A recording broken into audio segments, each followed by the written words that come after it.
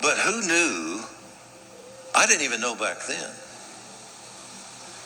that God would start speaking in such a major and broad way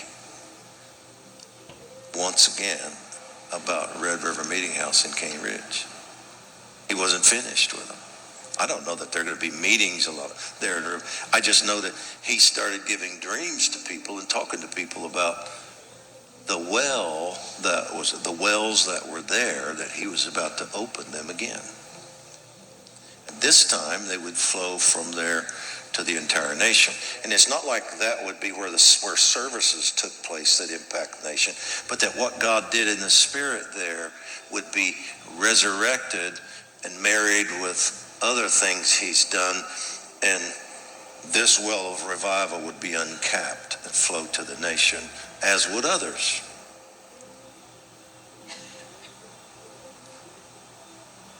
So he puts things in places.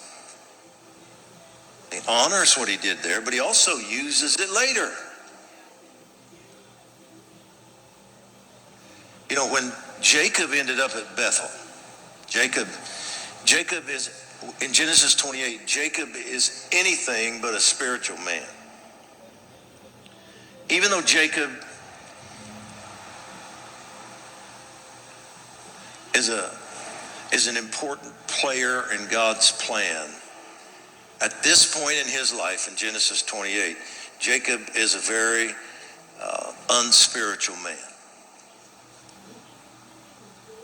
He isn't even, I don't want to break down this too far, but if you read the passage, you can see from it that Jacob hasn't even really decided yet whether he's going to serve Yahweh or some of the other gods of Canaan. And yet, he has an encounter with God, has a dream, sees angels ascending and descending, receives a message through that from God, basically says to him the same thing that God said to Abraham. I'm going to do this, and I'm going to bless you, and I'm going to bless the whole world through you. God doesn't have to have a life in order or a person even moving in any kind of an anointing or in a good, strong relationship with him yet. None of that has to be in place before God moves on them and says, oh, I'm going to use you and do this and this. He does that with heathens. Because he knows what he's going to do with them before they do. So he knows what he's going to do with Jacob when Jacob is still a conniving thief. And he gives Jacob the promise when Jacob is still a conniving thief. Jacob sleeps that night at this place, and he doesn't know it's Bethel, where God met with his grandfather. And because of Abraham's age when he had his kids, and because of how old Isaac was, and then how old Jacob was, God's encounter with Abraham at Bethel was probably 100 years before the encounter in Genesis 28 that Jacob had. A century. This is not something fresh in Jacob's mind. He doesn't even realize it's the same place. He lays down to go to sleep. He grabs a stone.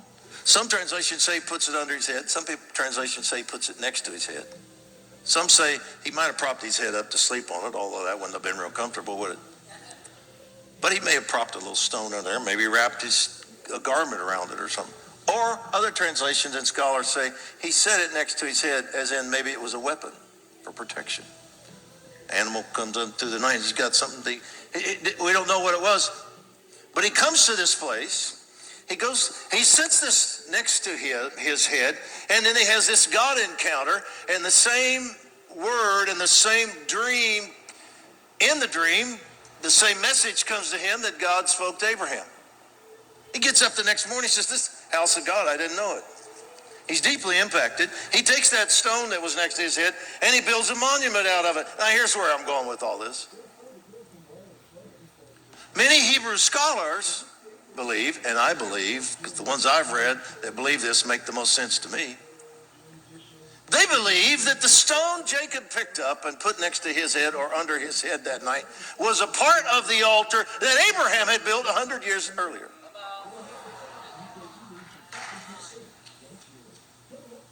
You can read about in Genesis 12. And that when he went to sleep with that altar next to his brain, that the word of the Lord seeped out of that rock,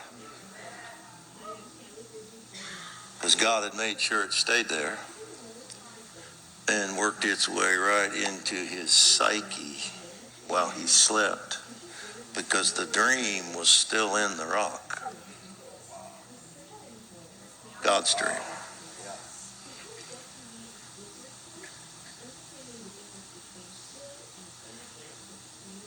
He grabs it later when he wakes up and sets it up again as a part of a memorial and altar to the Lord. Could it be